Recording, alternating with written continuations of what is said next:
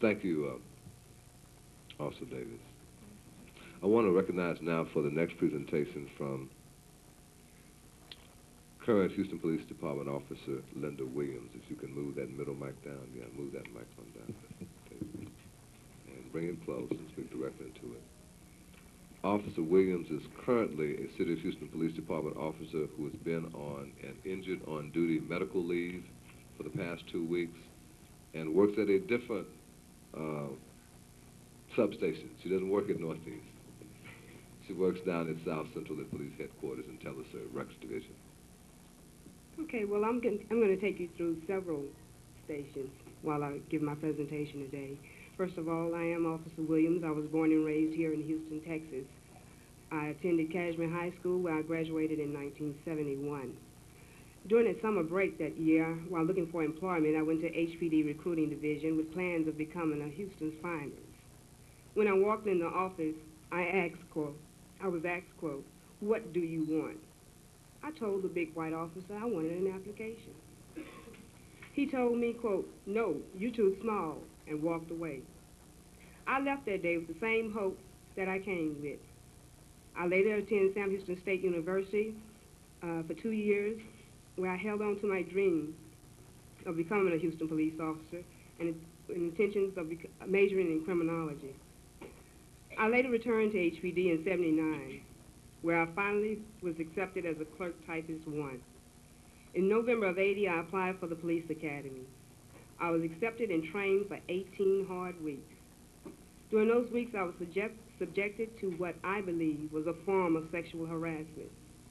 I was forced by my line supervisor, Sergeant Lawson, to see a doctor for something that only nature has control of, my menstrual cycle. Before I go on with my presentation, there's several words in my presentation that small kids, you might not want to hear. Okay. Okay.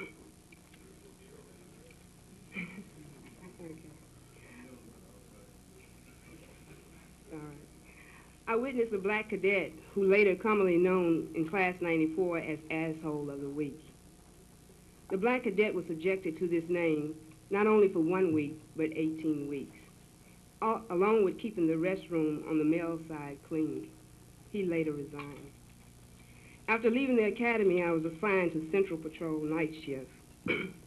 During my training phase, I rode with numerous officers.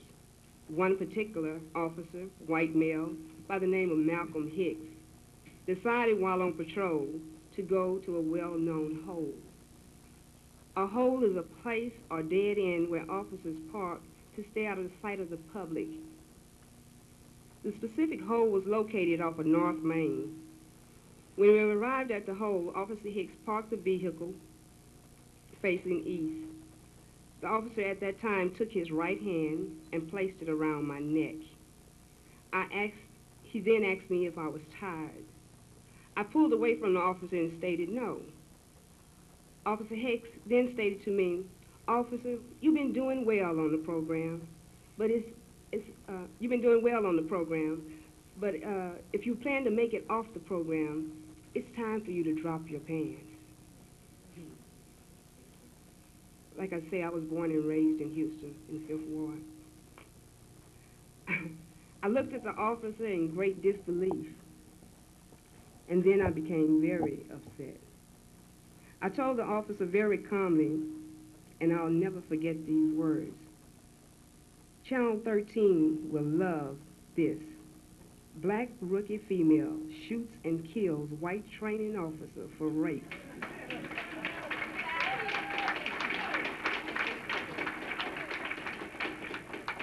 The next bump on the radio will be officer down, and by the time they get here, it will be like my mother always said, dead man tells no lie. I looked at my .357, and then I looked at the officer. I told him he had a choice, make me drop my pants or take me to the station. The officer decided to take me to the station, where I informed my desk sergeant named Owens. He told me he would take care of the problem. I didn't feel anything would be done, so I told the largest African-American brother I could find in the division and informed him what had happened, and I didn't want to ride with this officer again. I later learned the brother had a talk with the officer, and from that day to this one, Officer Hicks never said another word to me.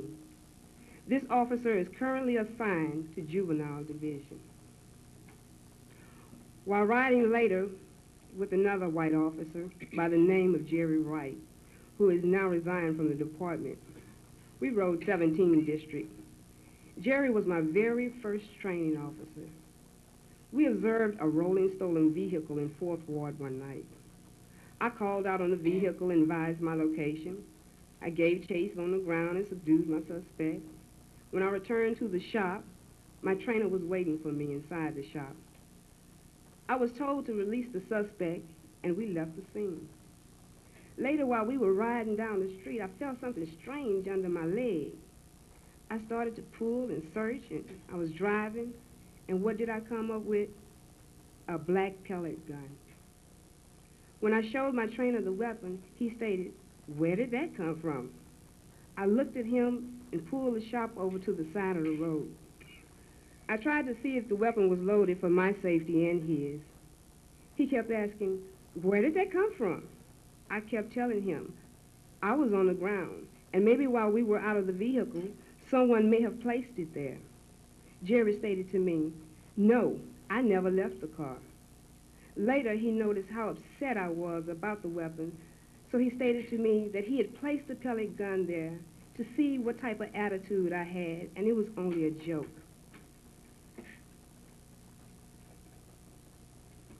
I asked him if he wanted me to tag the weapon, and he stated, "No, that's a present from your trainer to you. You might use it one day as a throwdown," and he laughed.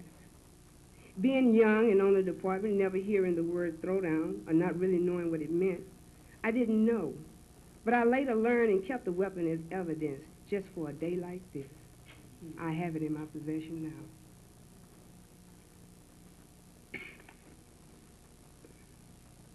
The ordeal of my racial and sexual harassment as a Houston police officer began earliest during my probation training. It is important to understand that I have continually been a victim of racial, sexual harassment, and discrimination. My next major discriminatory experience came when I applied for a position in the physical abuse section of the Juvenile Division.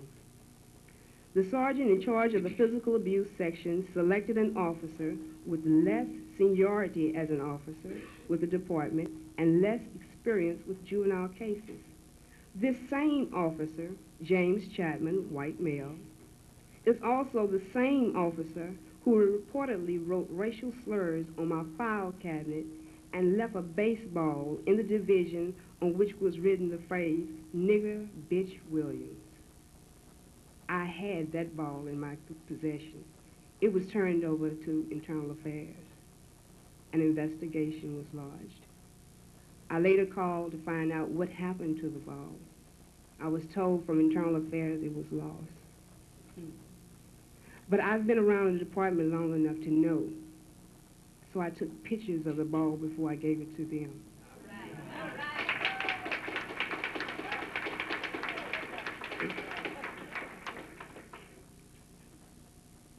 I attempted to use the grievance procedure to resolve my complaint about the unfair and discriminatory assignment selection process to no avail.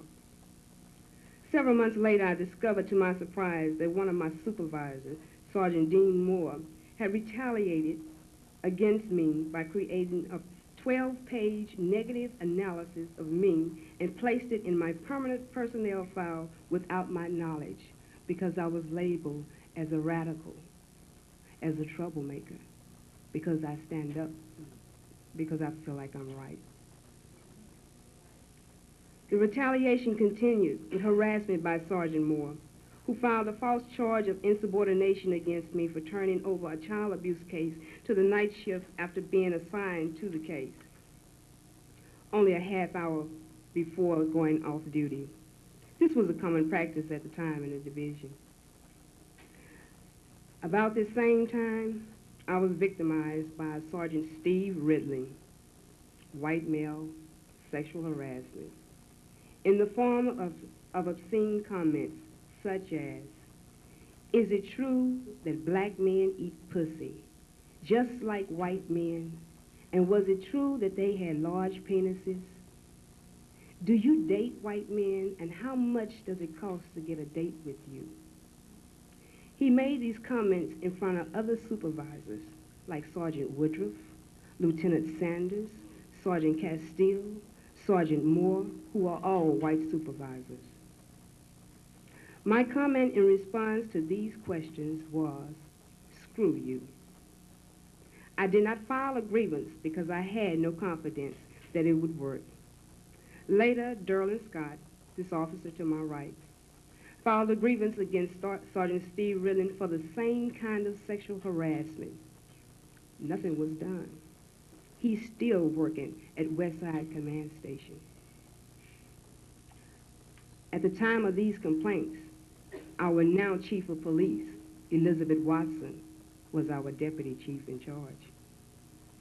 She knew about these allegations. Nothing was done. These officers are still working in better positions. We were kicked out of the divisions for complaining.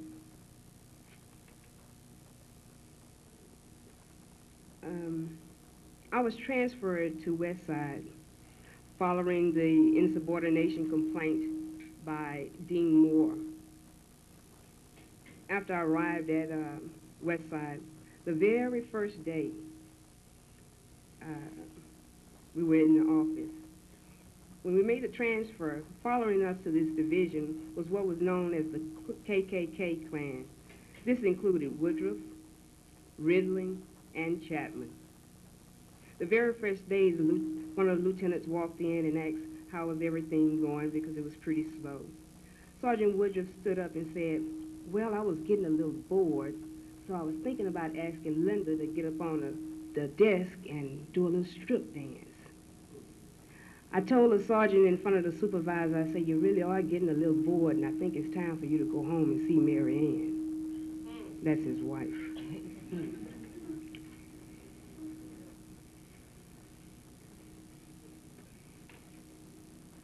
In 1989, after being transferred to Westside, a private company was called in to lay new carpet at the substation, and they used Westside officers to move the furniture. Sergeant Woodruff came in and told me, "Get up off your ass and move that furniture."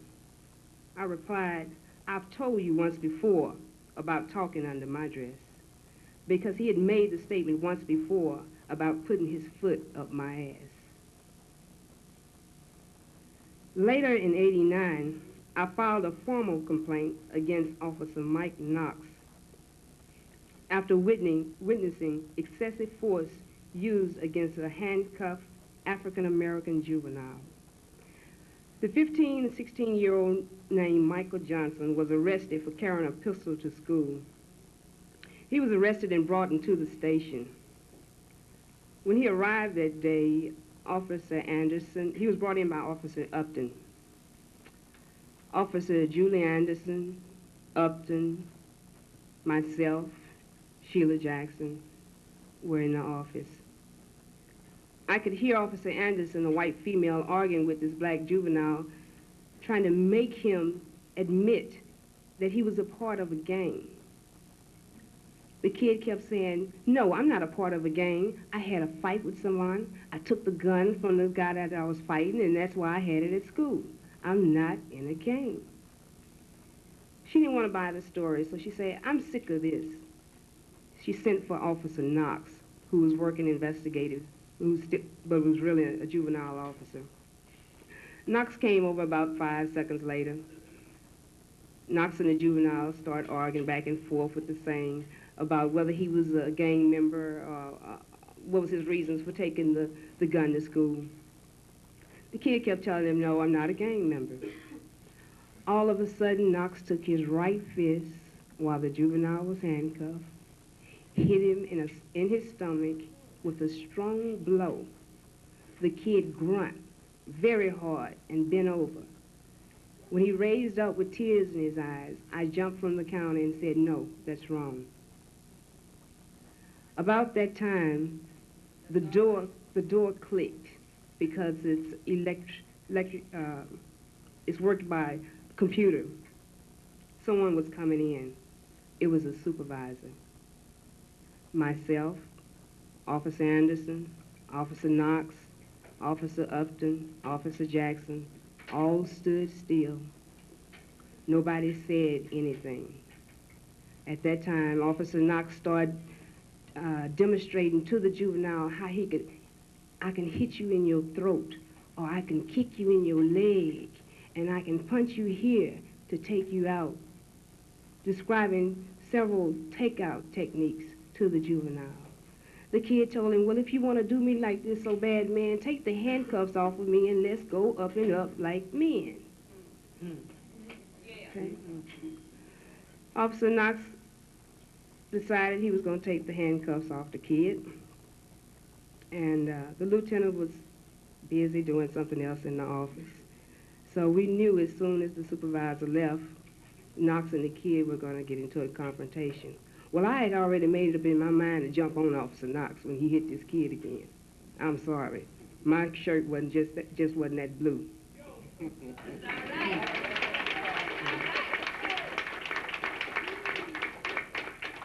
After Officer Knox and the other two white officers realized I was so upset, Knox took the kid to the holding tank and locked him up, which wasn't his job in the first place.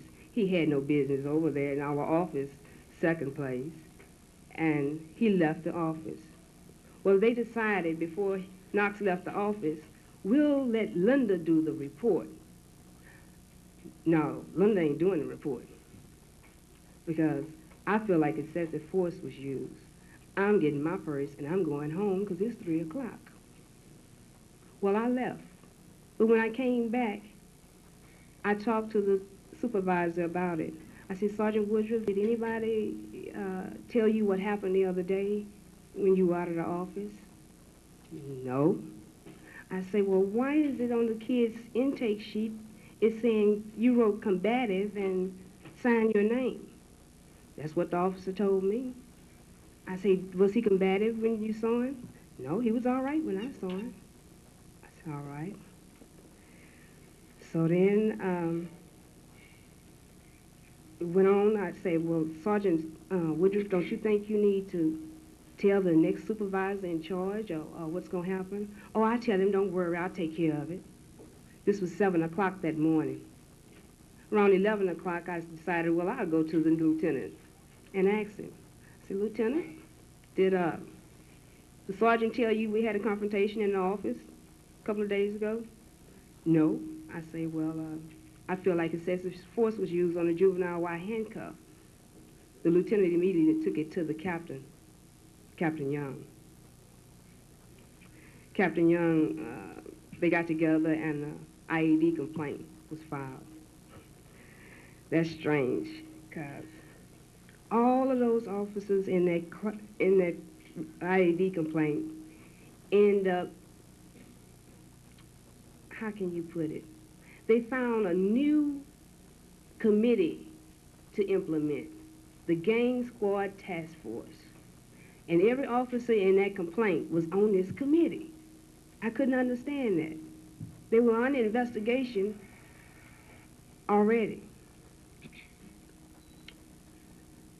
To make a long story short, because I feel this case really needs to be reopened, and before I finish, I'd like to let you know that the IED went out to the kid and intimidated him so bad he was scared to even tell him how the officer did it.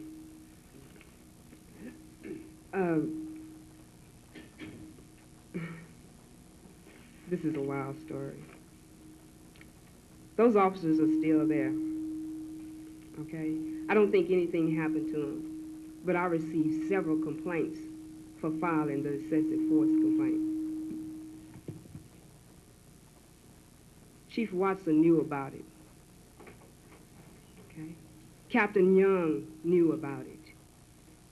Every officer in that station knew about it. After that case, myself and Officer Johnson were kicked out of juvenile and placed in patrol on the front desk so they could watch us. We were placed on the street. But they were so afraid to put us out on the street that they placed us on the front desk. We were troublemakers. The officers that were being investigated, one was placed in crime analysis, one was investigating on the street. They got nice jobs out of it, okay? I demanded to be transferred from West Side. I couldn't stand the NOP station anymore. It really wasn't NOP.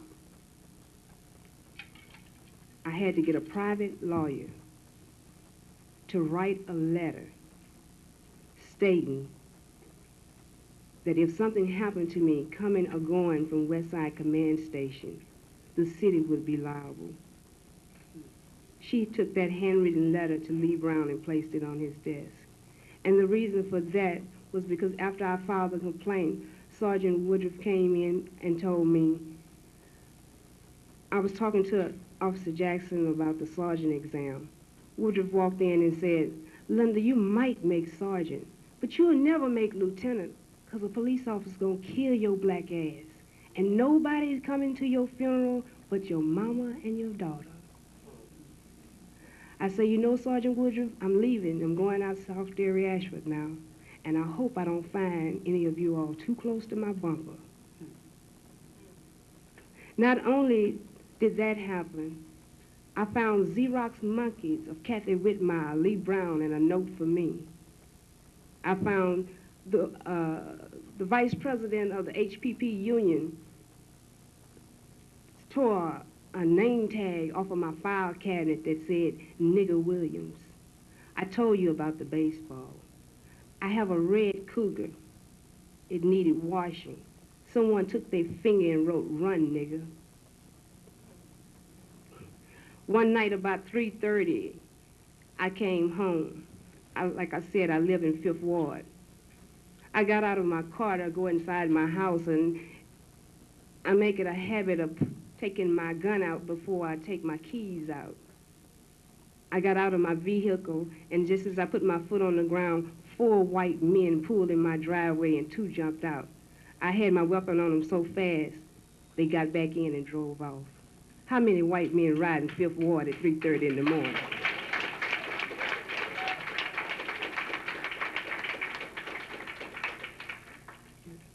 If I sit here and tell you about HPD and what they did to me for the past 10 years, we'd be here a long, long time.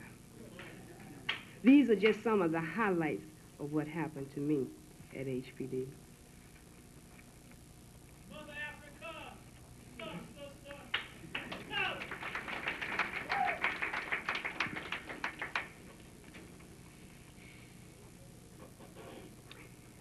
As of April 14th, 1991, I was admitted to Stafford Meadows Psychiatric and Mental Institute on the orders of Dr. Donald Connor, City of Houston Employee Assistance Program. I was evaluated as suffering from extreme stress, anxiety, and major depression by Dr. Donald Connor, Dr. Kathy Flanagan, and medical psychotherapist Nancy Whitaker. The treatment ordered was immediate extended hospital arrest, group therapy, and medication. I've been on the force a decade, 10 years, professional protecting people from the Mayor Kathy Whitmire, who chose not to hear our cry today, to the common people on the city streets. I've suffered, struggled, and sacrificed to be professional and to stand up for what's right. And for that, I've paid tremendous price. I've given, and given. I don't know how much more I can give. I love my work.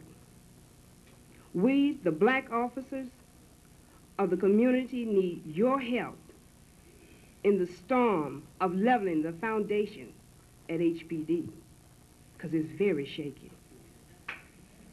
There is racism. There is sexual harassment, discrimination in HPD. Please hear our cry. Help us. My health has been affected. My mental health has been affected. The agony, the pain, no one knows the trouble we've seen. We've had it at both ends, by the community and by the department. I refuse to go on with a lot of other things that I can bring up, like the KKK march and the presidential motorcades, but someone needs to investigate special operations. Those officers couldn't come out today for fear of retaliation. They're scared. I'm not scared. Thank you. I'm not scared. Thank you, Officer Williams. Reverend Boney, I have one last statement to make. Okay. In closing this day before the eye of the storm, I must say, Chief Watson and your command staff, you left me no choice. I want you and your staff to know this day that I, Officer L.F. Williams, I feel like Rosa Parks. I'm tired. I'm not giving up my seat anymore. It's time you give up yours.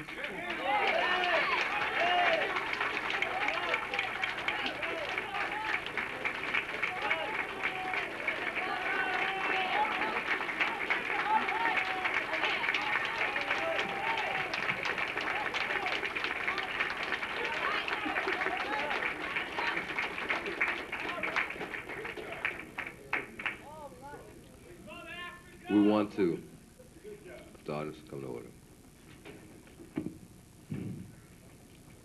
In terms of the schedule, because I'm sure everybody knows that we're off schedule tremendously, we want to try to finish the presentations from the current and former officers and then take a break for lunch.